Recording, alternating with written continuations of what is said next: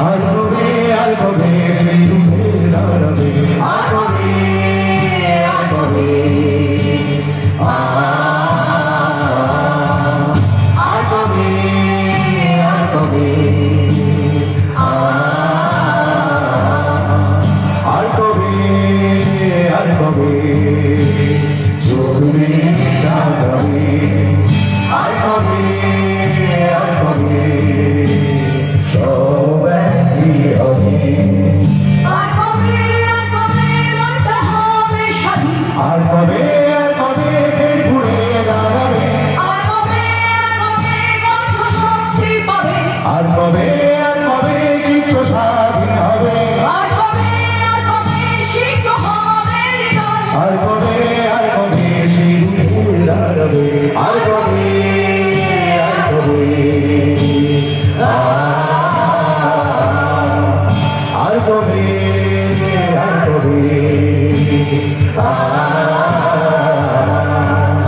আর কবে আর কবে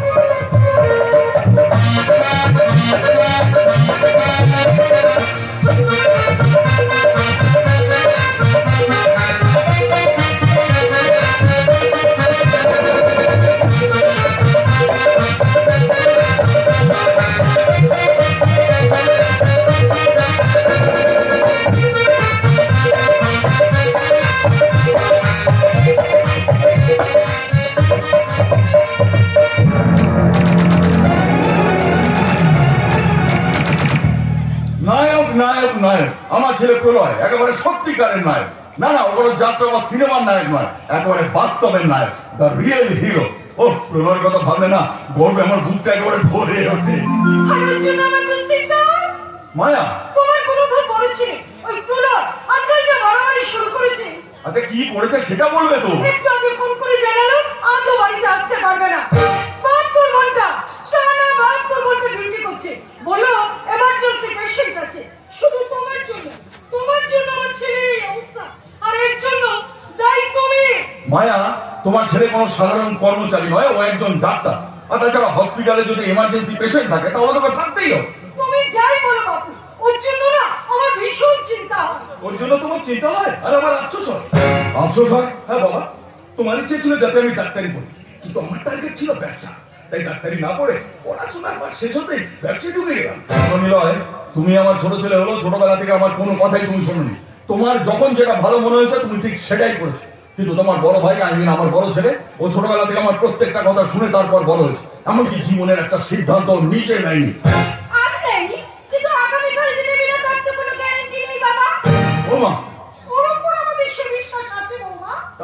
রাখো ক্ষতি নেই কিন্তু সরকারি হাসপাতালে এভাবে ডিউটি করে এভাবেই দিন কাটিয়ে দিলে চলবে দিনকাল খারাপ নিজের বড় দাদা তাই কথাগুলো বলছি কিন্তু কেন তুমি এই কথাগুলো বলছো আমি বুঝতেই পারছি তুমি ওকে ডাক্তারি পড়ালে ডাক্তারি পাস করার পর আমি ওকে বললাম একটা ভালো প্রাইভেট নার্সিং হোম থেকে জয়েন কর কিন্তু তা না করে ও আমারই কথা অনুযায়ী সেই সরকারি হসপিটালে জয়েন করে এবং সেখানে প্র্যাকটিস শুরু করে এবং আমারই কথা অনুযায়ী ও লন্ডনে যায় এবং সেখান থেকে এফআরসিএস ডিগ্রিটা হাসিল করে ও দেশে ফিরে আসে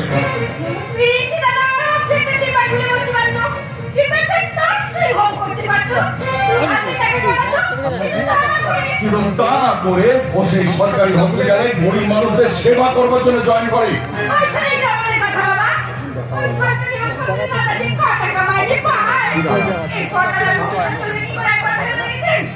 বৌমা আমি সারা জীবন প্রফেসরি করে না খুব সামান্য টাকা উপার্জন করেছি, এবং তা দিয়ে আমার দিব্যি চলে গেছে, ওরও চলে যাবে। আর তাছাড়া তাছাড়া তাছাড়া ডাক্তারি আর ব্যবসা তো এক জিনিস নয়। ওই সাধারণ খেটে খাওয়া গরিব মানুষগুলোকে যারা সর্বশান্ত করে তারা হলো ব্যবসাদার, আর সেই সাধারণ খেটে খাওয়া গরিব মানুষগুলোকে সরকারি হসপিটালে বিনা পয়সায় চিকিৎসা করে যারা জীবন বাঁচায় তারাই হলো প্রকৃত ডাক্তার। হ্যাঁ, তুমি তাদের ভগবানও বলতে পারো। বাবা, যে সরকারি হাসপাতালে প্র্যাকটিস করতে এসে ডাক্তার কি মরতে হয়, সে সরকারি হাসপাতালে সাধারণ মানুষ বাঁচবে বলছো? না নিও, ওটা একটা অ্যাক্সিডেন্ট। কতগুলো জানোয়ার তাদের মনুষ্যত্ব বিবেক সমস্ত জলাঞ্জলি দিয়ে তারপর ওই ঘটনাটা ঘটেছে, আর তার জন্য তুমি সমস্ত সরকারি হসপিটালকে ছোট করতে পারো না। নিল বাবা, এই তোমার সঙ্গে এই সমস্ত আলোচনা করে আমার কোনো লাভ নেই। তার থেকে তুমি এখানে কেন এসেছো সেটা আমাকে বলো। মানে তোমার সঙ্গে একটা দরকার ছিল। দরকার ছাড়া তুমি যে আমার ঘরে চৌকাট মানাও না সেটা আমার খুব ভালো করে জানা আছে। এবার দরকারটা কি বল শুনি। আসলে মা, ও একটু ব্যবসাটাকে বাড়াতে চাইছি। আর তার জন্য কিছু টাকা লাগবে, তাই তো? দেখো নিলয়, এর আগে ব্যবসা করবার জন্য বহুবার আমি তোমাকে টাকা দিয়েছি, এবং তোমার সঙ্গে আমার কথা ছিল যে আসল টাকাটা তুমি আমাকে ফেরত দেবে। কিন্তু দিয়ে দেবো? ও বাবা, আমি দিয়ে দেবো, একটু ব্যবসাটা জমি রাখ, এখন যদি কিছু টাকা। ছোট কথা, আজ তোর বাবার জন্মদিন, কোথায় পায়ে হাত দিয়ে বাবাকে প্রণাম করবি, তা না সেই তুই টাকা চাইছিস। ও, আজ তো বাবার এই দেখলে, একদম ভুলে গেছিলাম। মায়া, এরা হলো সব কলিযুগের সন্তান। এরা বাবা মায়ের জন্মদিনে বাবা মার পায়ে হাত দিতে ভুলে যায়, কিন্তু সেই হাত দিয়ে বাবা মায়ের কাছে টাকা চাইতে এরা কিন্তু ভোলে না। ওইভাবে বলছেন কেন বাবা? সবসময় সব কথা মনে নাই থাকতে পারে। রাইট বোমা, right right right, you are absolutely right. কিন্তু তোমার বিবাহ বার্ষিকীতে তুমি আমারই ছোট ছেলের ঘর ভেঙে সোনার নেকলেসটা চাইতে তুমি তো বলো না বৌমা। এনিওয়ে, কত টাকা লাগবে তোর? 10 লাখ টাকা হলেই হবে। কত? 10 লাখ? বড়টাকে ডাক্তারি পড়াতে গিয়ে এর থেকে বেশি টাকা খরচ করেছো তুমি বাবা। ও, দাঁড়িপাল্লায় স্বার্থ মৎস্য বুঝে। শুনতে খারাপ লাগলেও কথাটা তো সত্যি বাবা। এর থেকে অনেক বেশি টাকা আপনি দাদার পিছনে ইনভেস্ট করেছেন। বোমা, তোমার এই অপগণ্ড স্বামীটি কোন রকমে গ্রাজুয়েশন কমপ্লিট করেও পড়াশোনা ছেড়ে দেয়। ও যদি পড়াশোনা চালিয়ে যেত তাহলে আমি নিশ্চয়ই ইনভেস্ট করতাম। না বোমা, দুটো এক জিনিস নয়। পড়াশোনা আর ব্যবসা কখনো এক জিনিস নয়। তোমার এই স্বামীটি চেষ্টা চরিত্র করলে আগামী ভবিষ্যতে কোন একজন টাটা কিংবা বিড়লা ও হলেও হতে পারে, কিন্তু হাজার চেষ্টা করলেও ও একজন ডক্টর এপিজে আব্দুল কালাম জীবনে হতে পারবে না। বাবা, এনিওয়ে, তোমাকে কিভাবে টাকাটা দেওয়া যায় সেটা আমি দেখছি। থ্যাংক ইউ বাবা। আসলে আমার সঙ্গে একজন বড় ব্যবসাদারের যোগাযোগ হয়েছে, তার সঙ্গে পার্টনারশিপে ব্যবসাটা শুরু করেছি, আর এই ব্যবসাতে দাদাকেও প্রয়োজন হবে। তাই নাকি? তা কি ব্যবসা শুরু করবে শুনি? ওই হাসপাতাল বা নার্সিং হোমের নিত্য প্রয়োজনীয় জিনিসের ব্যবসা, যেমন ধরো ইনজেকশনের সিরিঞ্জ, তুলো, ব্যান্ডেজ, এইসব আর কি। যার সঙ্গে এই ব্যবসাটা করছি সে খুব ভালো মানুষ, এই ব্যবসার বিষয়ে হেবি দক্ষ। তার নাম দয়াময় হালদার। কি কি নাম বলে তুমি? দয়াময় হালদার?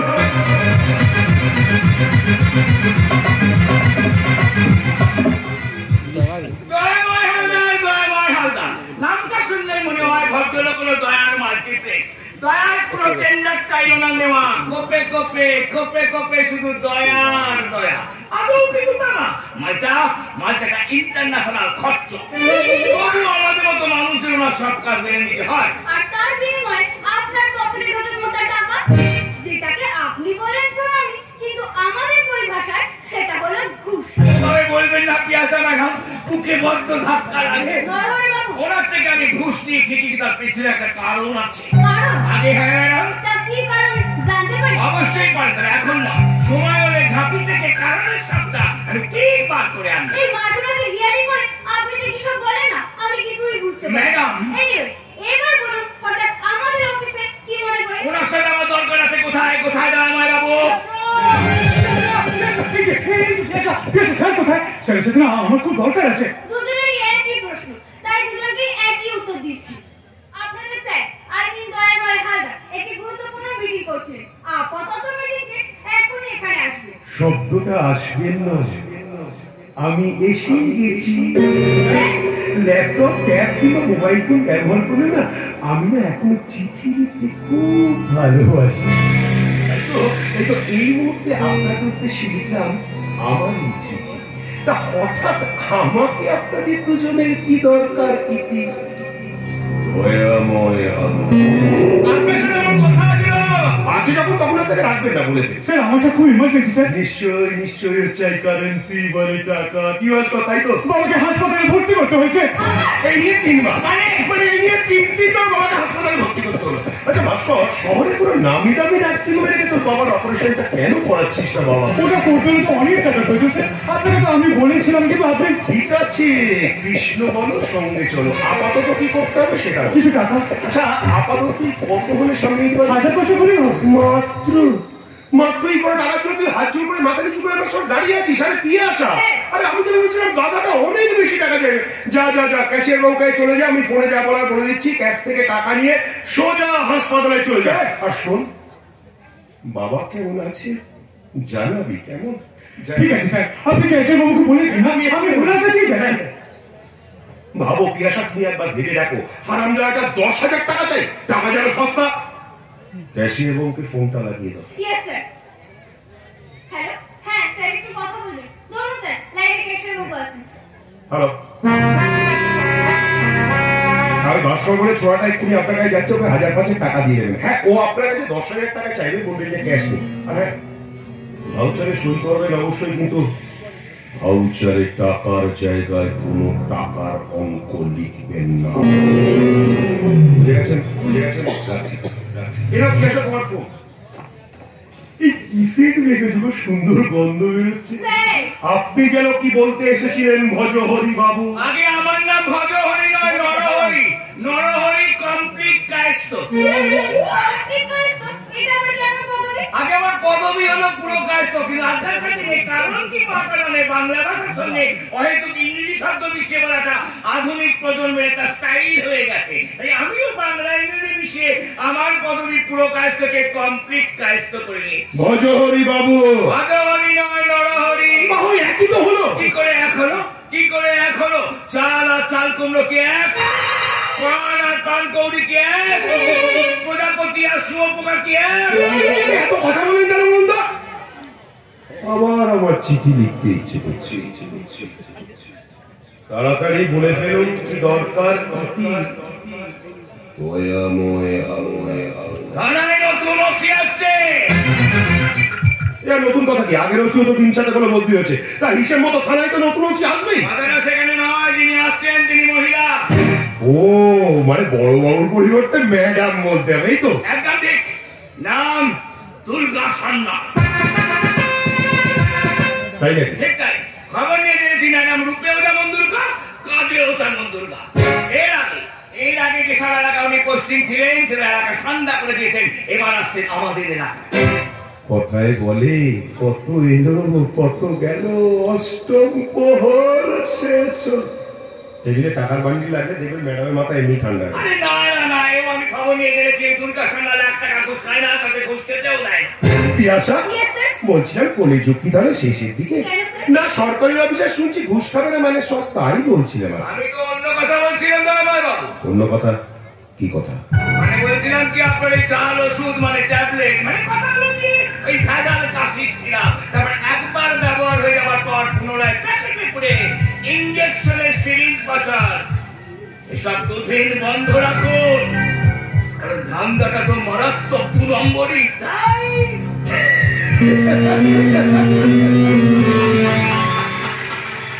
অফিসার, আমি ধান্দাটা বাড়াবার কথা ভাবছি, আমি ধান্দাটা বন্ধ রাখতে বলছেন? অফিসার, আমার নাম দয়াময় হালদার। ওই সিনেমা দেখে চামড়ার টিকিট ব্যাক করতে হবে 10 কপি।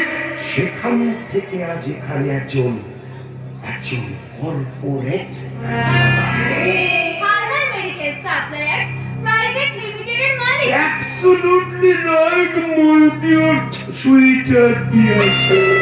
এখন মেডিকেল ব্যবসাতে কোনো লস নেই, মানুষের শরীর খারাপ হবে আর ওষুধও খেতে হবে।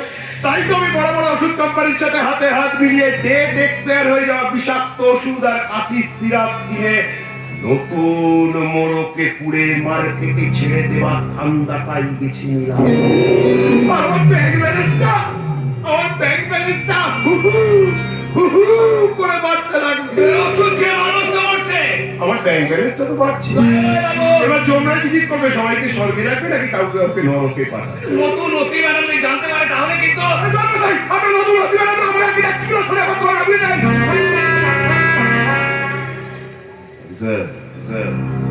আমার এই 2 নম্বরই ধান্দার প্রফিটের ভাগে টাকা কোথায় কোথায় যায়, কারা কারা নেয় এসব জানেন? লোকে বলে আইনের হাত নাকি খুব লম্বা, আর আমি বলি আমার হাত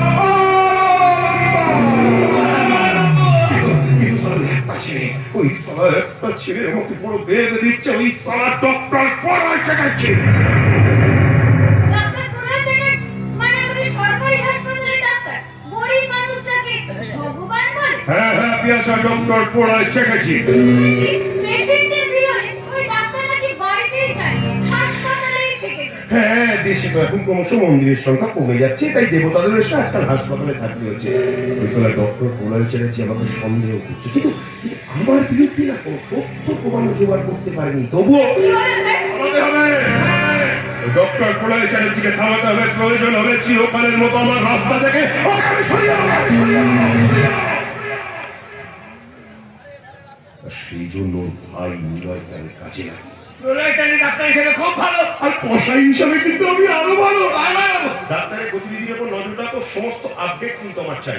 স্বেচ্ছায় যদিও থেমে যায় তাহলে ওরই ভালো, যদি না থামে তাহলে আবার আমাকে চিঠি লিখতে হবে। আর সেই চিঠিটা পড়ে থাকবে ঠিক পড়িয়ে পড়ে, আর সেই চিঠিতে আমি লিখবো ডক্টর প্রণয় চ্যাটার্জি, আগুনটা ধরাচ্ছ তুমি, কিন্তু নেভাবো আমি, আর সেই আগুন নেভার আগে সেই আগুনেই তোমাকে পুড়ে মরতে হবে। আমার 2 পকেটে থাকে হিংসা আর লোভ। তুমি বলতে চাইছো সন্ত্রাস বন্ধ করা দরকার, আর আমি বলছি এ পৃথিবীতে তোমার আর নেই দরকার। ভালো থেকো, খুব ভালো থেকো ডক্টর প্রণয় চ্যাটার্জি। ইতি দয়াময় হাওড়া।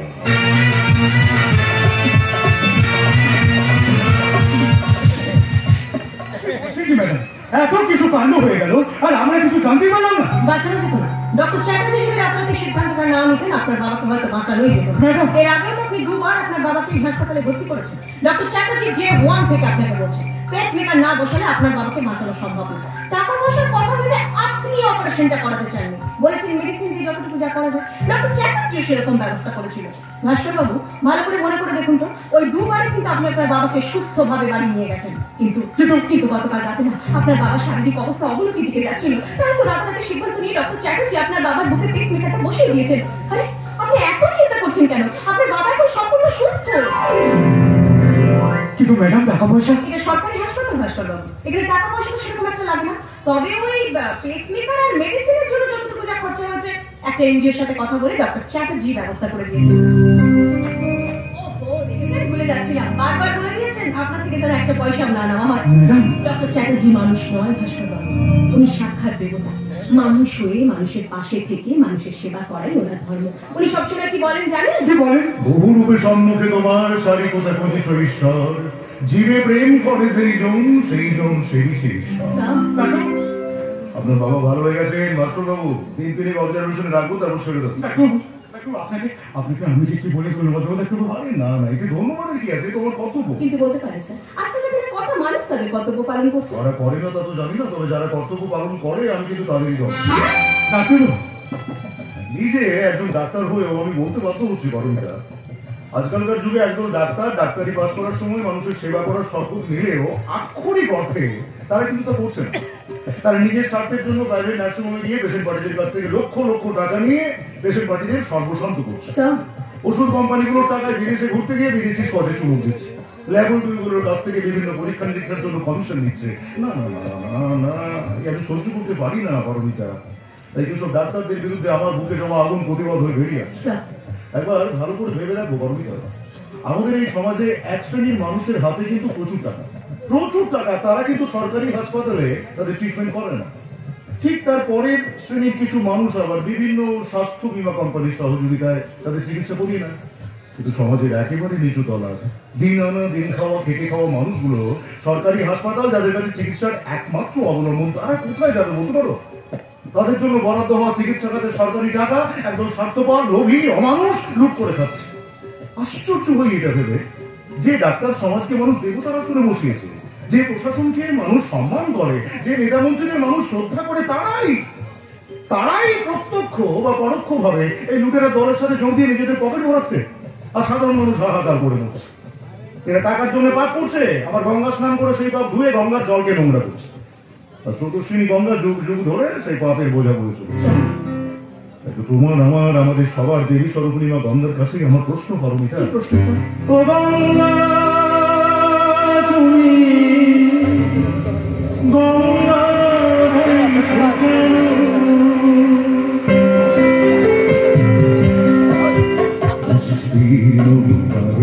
অসংখ্য মানুষের হাহাকার শুনে নিঃশব্দে নীরবে ও গঙ্গা তুমি গঙ্গা বইছ কেন? অসংখ্য মানুষের হাহাকার শুনে নিঃশব্দে নীরবে ও গঙ্গা তুমি গঙ্গা বইছ কেন?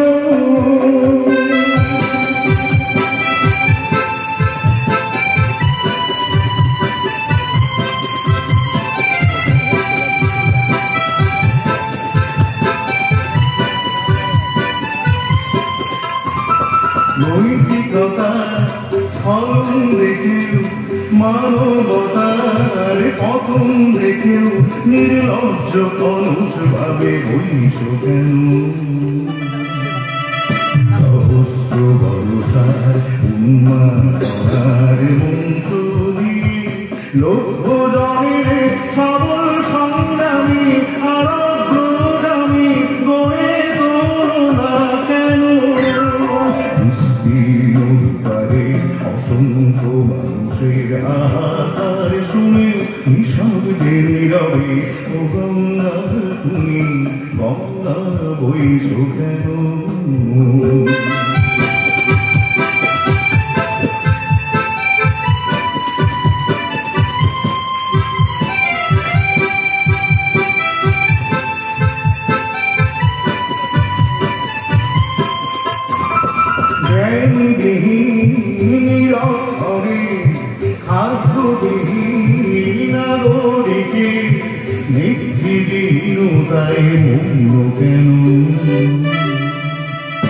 সহস্র ভরসার উন্মাদনার মন্ত্র দিয়ে লক্ষ জনের সবল সংগ্রামী আরোগ্যগামী গড়ে তোলো না কেন?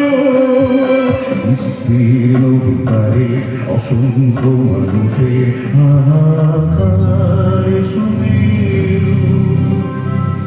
নিঃশব্দে নীরবে ও গঙ্গা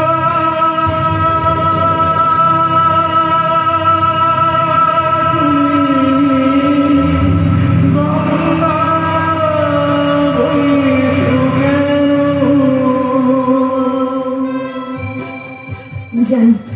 জানি স্যার, জানি আমি আপনার যন্ত্রণাটা বুঝি, অনুভব করতে পারি, আর পারি বলেই তো আপনার প্রতি শ্রদ্ধায় আমার মাথা নত হয়ে থাকে। জানেন তো স্যার, আপনার এই সততা, আপনার এই আদর্শকে দেবতার আসনে প্রতিষ্ঠা করে আমিও যে শপথ নিয়েছি, আমি শপথ নিয়েছি যতক্ষণ দেহে আছে প্রাণ, প্রাণপণে পৃথিবীর সরাবো জঞ্জাল, এ বিশ্বকে শিশুর বাসযোগ্য করে যাব আমি। নবজাতকের কাছে আমার দৃঢ় অঙ্গীকার। তবুও মাঝে মাঝে মনে হয় জানেন, আমি আপনি বা আমাদের মতো মুষ্টিমেয় কয়েকজন মানুষ সৎ হয়ে এই বিশাল অন্ধকার সমুদ্রের কতটুকু বা আলোকিত করতে পারবো। কারণ সবাই তো আর আপনার মতো আদর্শকে বুকে নিয়ে ডাক্তারিটা করতে আসেনি। কেন আসেনি এটাই তো প্রশ্ন, পারমিতা। অসৎ পথে রোজগার করার জন্য তো অনেক রাস্তা আছে, তার জন্য ডাক্তারি কেন? ডাক্তার আর কসাই তো এক নয়। এনিওয়ে, আপনি এখন আসুন মাস্টারবাবু। আরে মশাই, আপনাকে কোনো টাকা পয়সা দিতে হবে না, বাবাকে সাবধানে বাড়ি নিয়ে যাবেন, ঠিকঠাক সময় মতো ওষুধপত্র খাওয়ার দাওয়ার খাওয়াবেন, আর যদি কোনো প্রয়োজন হয় আমাকে জানাবেন, কেমন? নমস্কার। নমস্কার না ডাক্তারবাবু, নমস্কার। আপনি কেমন প্রণাম? আরে কি করছেন? আপনাকে শত কোটি প্রণাম ডাক্তারবাবু, আপনাকে শত কোটি প্রণাম। হ্যাঁ, এবার বলো তো পারমিতা, হ্যাঁ স্যার। গতকাল 3 নম্বর ওয়ার্ডে যে পেশেন্ট অ্যাডমিট হয়েছিল সে এখন কেমন আছে? হ্যাঁ স্যার, উনি এখন অনেকটা বেটার আছে, টেম্পারেচার অনেকটা কমেছে, প্রেশার নরমাল, বাইরে স্যার উনি যে সলিড ফুড নিয়েছেন। Good, very good. স্যার একটা কথা বলবো? হ্যাঁ বলো না। পেশেন্টের চাপ ছিল বলে তারা 3 দিন ধরে আপনি ডিউটি করছেন, আজ আপনি বাড়ি যান স্যার, এদিকটা নয় আমি সামলে নেবো। হ্যাঁ, মাও ফোন করেছিল, একেবারে ছেলে মানুষের মতো আমার ভীষণ বকাঝকা করলো। আসলে মা আমার জন্য এত চিন্তা করে না। সেটাই তো স্বাভাবিক স্যার, বিয়ের আগে আপনার মা চিন্তা করছে আর বিয়ের পর চিন্তা করবে আপনার স্ত্রী। কে পেয়েছো পারমিতা? ও বিয়েটি আমি করবো না। হ্যাঁ কিন্তু কেন স্যার? আরে বাবা, বিয়ে করলে তো স্ত্রীকে সময় দিতে হবে, আর আমি তো পেশেন্ট দেখতে গিয়ে সময় কুলোতে পারি না, সুতরাং স্ত্রীকে দেওয়ার মতো কোনো সময়ই আপনার কাছে নেই, তাই তো? ঠিক তাই। কিন্তু আমি যে আপনাকে ভালোবেসে ফেলেছি স্যার, একটা স্বপ্ন দেখতে শুরু করেছি আপনাকে। কি হলো পারমিতা, কি ভাবছো? হ্যাঁ হ্যাঁ, খাবার স্যার, সকাল থেকে তো আপনার কিচ্ছুটি খাওয়া হয়নি। হ্যাঁ ঠিক বলেছো, খিদেটাও বড্ড পেয়েছে। এটা যে কেন এখনো খাবারটা দিয়ে গেল না। এই যে এসে গেছে। আরে দে, ডাক্তার বলছি আমরা মানুষ নই, খিদে তেষ্টা তো আমাদেরও পায় নাকি? দে, আর একটু জল দে। পারমিতা তুমি খেয়েছো? হ্যাঁ আমি খেয়ে নেবো, আপনি খান স্যার। হ্যালো, হ্যাঁ আচ্ছা আচ্ছা আচ্ছা ঠিক আছে, তুমি রাখো, আমি দেখছি। কি হয়েছে পারমিতা? একটা ডেলিভারি কেস স্যার, এক্ষুনি ডেলিভারি করাতে হবে। মহিলা ভীষণ ঘামছে, লেবার পেন উঠেছে। সে কি? হ্যাঁ হাউস স্টাফ তো তাই জানালো। আপনি খান স্যার, আমি দেখছি। বাদল, খাবারটা নিয়ে যা। একই স্যার, অন্তত একবার নিতে আরে, দিন। না না না, চলো চলো, আগে পেশেন্টের কাছে চলো, চলো চলো। কিন্তু স্যার আপনি তো মানুষের সেবা করার জন্য রাতের পর রাত যাচ্ছেন, ঠিকঠাক সময় খাওয়া দাওয়া করছেন না স্যার। এইভাবে চলতে থাকলে আপনি কিন্তু নিজে অসুস্থ হয়ে পড়বেন। আগে মানুষের জীবন, পরে ডাক্তার। আমি একবারও না খেলে সুস্থ থাকবো, বেঁচে থাকবো, কিন্তু সঠিক সময় একটা ডেলিভারি না করাতে পারলে একটা সুস্থ সবল শিশুকে আমি পৃথিবীর আলো দেখাতে পারবো না। একটা কথা মনে রেখো পারমিতা, মানুষের স্বার্থে ডাক্তার, ডাক্তারের স্বার্থে কিন্তু মানুষ নয়। চলো চলো। আমি শ্রীপলয় চ্যাটার্জি আমার সম্পর্ক সমর্থন বিচার দ্বারা এই পদত্যাগ করার শপথ নিচ্ছি। আমি সেই 2 বছরের চিকিৎসা ওই মেডিকেল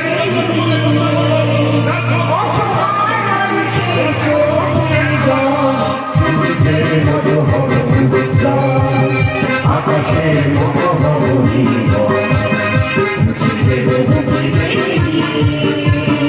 অসহায় মানুষের চোখের জল সূর্যের মতো হব। ও বিশুরা,